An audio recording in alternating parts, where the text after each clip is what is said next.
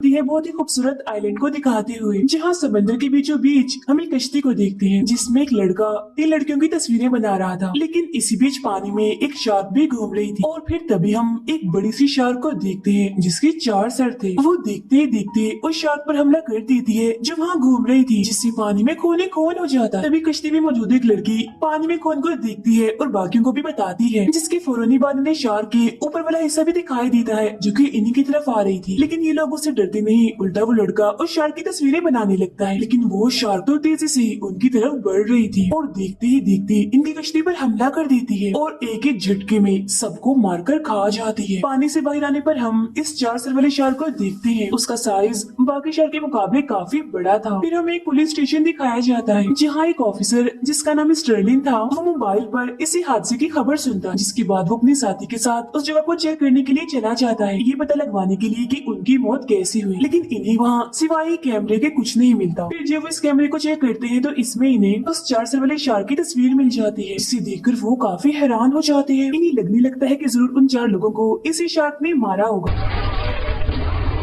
लेकिन वो इस सोच में भी थे कि क्या कोई ऐसी शार्क भी हो सकती है, इसीलिए वो फौरन एक आर्मी डॉक्टर से मिलते हैं जिसका नाम एनजी होता है। उसे समंदर में रहने वाले सभी जानवरों की काफी जानकारी थी। वो लोग उसे भी वो चार सर वाले शार्क की तस्वीर दिखाते हैं और पूछते हैं क्या कोई ऐसी शार्क भी हो सकती है जिसके चार सर हो। तभी यहाँ सीनियर डॉक्टर कहता है कि नहीं, इस तरह की कोई शार्क नहीं होती, बल्कि इस तस्वीर को तो एडिट किया गया है जिसमें सेटिंग करके शार्क के चार सर आपस में जोड़ दिए गए हैं। ये सुनकर डॉक्टर एनजी भी कहती है कि हाँ बिल्कुल ऐसी ही बात है। जिसके बाद वो ऑफिसर्स वहाँ से चले जाते हैं। फिर हम दोनों डॉक्टर्स को उनके चार साथियों के साथ एक कश्ती में देखते हैं। यहाँ सीनियर डॉक्टर सभी को अपना प्लान बताता है। वो कहता है कि चार सर वाले शार्क सच में पाई जाती है और मैं यहाँ उसे ही पकड़ने आया।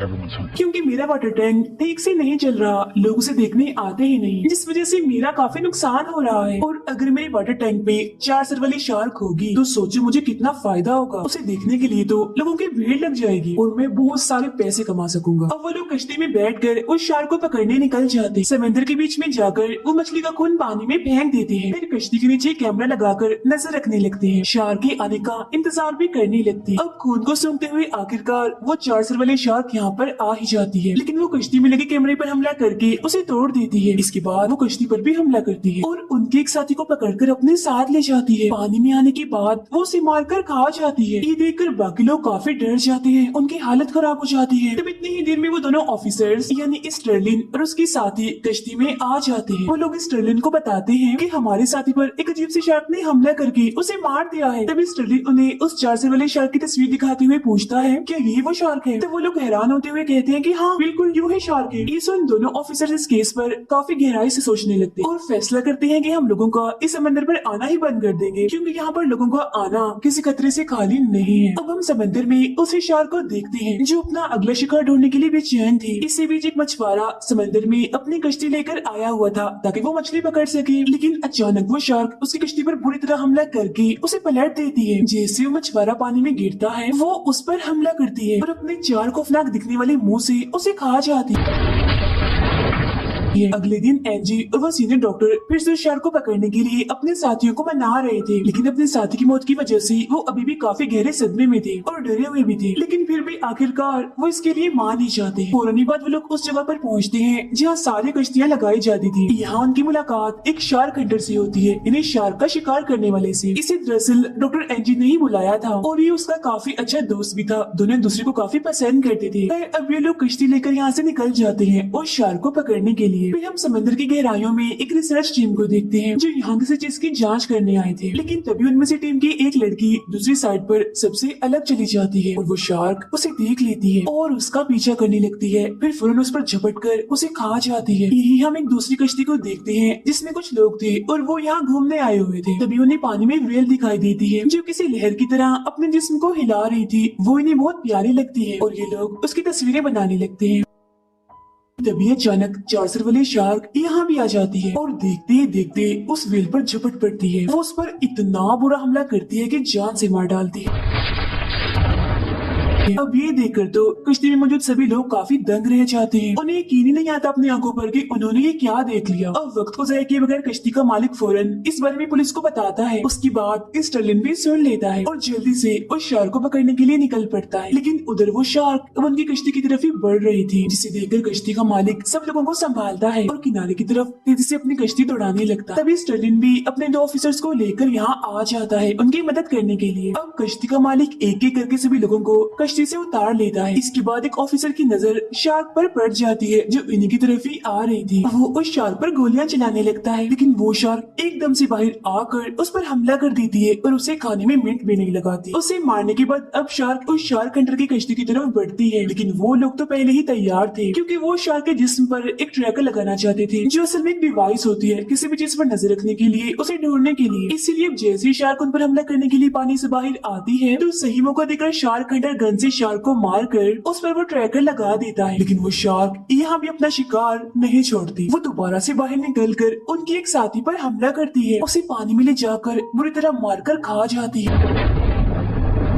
ये देखकर वो एक बार फिर से उदास हो जाते हैं क्योंकि उस शार्क को पकड़ने के चक्कर में उनके 2 साथी मारे गए। पानी में हम शार्क को देखते हैं जिसकी धुन बदलने लगती है क्योंकि उसने पहले एक शार्क को खाया था तो उसकी धुन की जगह एक नया सर निकल आता है और अब वो बन जाती है 5 हेडेड शार्क, यानी 5 सरों वाली शार्क। पर अब वो लोग समंदर से निकल कर उस सीनियर डॉक्टर के वाटर टैंक वाली जगह पर आ जाते हैं जहाँ स्टर्लिन भी इनकी मदद करने के लिए आ गया था। अब उनके एक साथी को सीनियर डॉक्टर पर बहुत गुस्सा आता है क्योंकि उसकी वजह से उनके 2 साथी और पता नहीं कितने मासूम लोगों की जान चली गई। इसीलिए उस डॉक्टर पर हमला करने के लिए आगे बढ़ता है, लेकिन शार्क हंटर उसे रोक लेता है। उधर समुद्र की लहरों की मजे लेने के लिए बहुत सारे लोग आए हुए थे, लेकिन तभी इतने सारे लोगों को देखकर वो शार्क यहाँ आ जाती है और एक एक करके उन पर हमला करने लगती है। और ये भयानक नजारा देखकर किनारे पर मौजूद सभी लोग डरते हुए वहाँ से भागने लगते हैं। ये खबर सुनते ही स्टर्लिन बाकी लोगों को लेकर यहाँ पहुँच जाता है और पूछताछ से उसे पता चलता है कि शार्क ने 5 लोगों को खा लिया है और न जाने कितनों को जख्मी कर दिया है। अब ये जानकर डॉक्टर एनजी को काफी बुरा लगता है और गुस्सा भी आता है। इसीलिए अब वो ये फैसला करती है कि चाहे कुछ भी हो जाए अब वो शार्क को छोड़ना नहीं बल्कि उसे जान से मार डालना है। इसीलिए वो सभी को बताती है कि शार्क डॉल्फिन की आवाज से दूर भागती है, तो हम ऐसा करेंगे, स्पीकर पर डॉल्फिन की आवाज चलाकर हम शार्क को एक दूसरी जगह भेजेंगे और वहाँ हम उसे बॉम्ब से उड़ा देंगे। अब ये लोग फौरन ही समंदर किनारे पहुँच जाते हैं और अपने प्लान के बारे में मजीद बात करते हैं। इनके पास 3 स्पीकर थे जिनका इस्तेमाल करके ये शार्क को दूसरी जगह पर ले जाएंगे। अब स्टर्लिन और उसके साथी पुलिस वाली कश्ती से इन लोगों की कश्ती के साथ जाते हैं। फिर थोड़ा आगे जाने पर दोनों कश्तियाँ एक दूसरे से अलग अलग हो जाती हैं ताकि ये स्पीकर को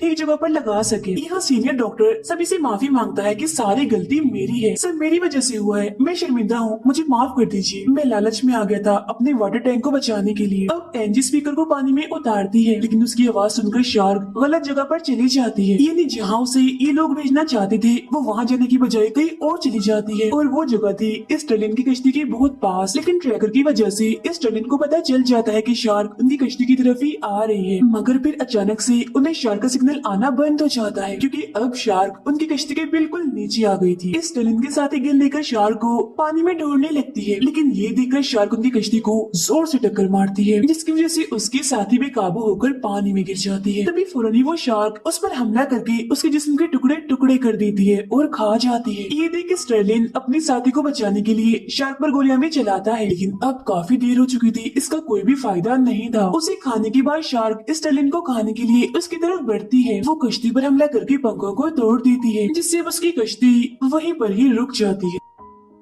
अब सारी सूरत हाल के बारे में स्टर्लिन शार्क हंटर को रेडियो के जरिए बताता है, जिस पर वो शार्क हंटर स्टर्लिन को कहता है कि तुम ऐसा करो, मछली का खून हमारी कश्ती की तरफ फेंक दो। शार्क को अब मैं देखता तो वो ऐसे ही करता है, उनकी कश्ती की तरफ मछली का खून फेंक देता है, जिससे वो शार्क स्टर्लिन को छोड़कर उन लोगों की कश्ती की तरफ जाने लगती है। तब उसे अपनी तरफ आता हुआ देखकर शार्क हंटर सभी को कहता है कि वो आ रही है, सब तैयार रहो। लेकिन तभी शार्क पर लगा हुआ ट्रैकर निकल जाता है, जिससे इन्हें लगता है कि शायद शार्क रास्ते में ही कहीं रह गई है। इसीलिए वो लोग पानी में बॉम्ब फेंक कर उसके आने का इंतजार करने लगते हैं। फिर कुछ ही देर बाद वो शार्क यहाँ पर आ जाती है और जैसे वो उस बॉम्ब को खाने वाली होती है तभी उससे पहले एक दूसरी नॉर्मल शार्क उस बॉम्ब को खा लेती है। अब उन्हें लगता है कि शायद 5 सर वाले शार्क ने उस बॉम्ब को खाया है, इसीलिए शार्क हंटर उस बॉम्ब का बटन दबा देता है, जिससे वहाँ एक काफी बड़ा धमाका होता है और उस नॉर्मल शार्क के टुकड़े टुकड़े हो जाते हैं। अब इस वजह से ये लोग काफी खुश हो जाते हैं कि थैंक गॉड उस शार्क से हमारी जान छूट गई। लेकिन उनकी ये खुशी ज्यादा देर के लिए नहीं थी, क्योंकि तब तभी हम पानी में 5 सर वाले शार्क को देखते हैं जो जिंदा थी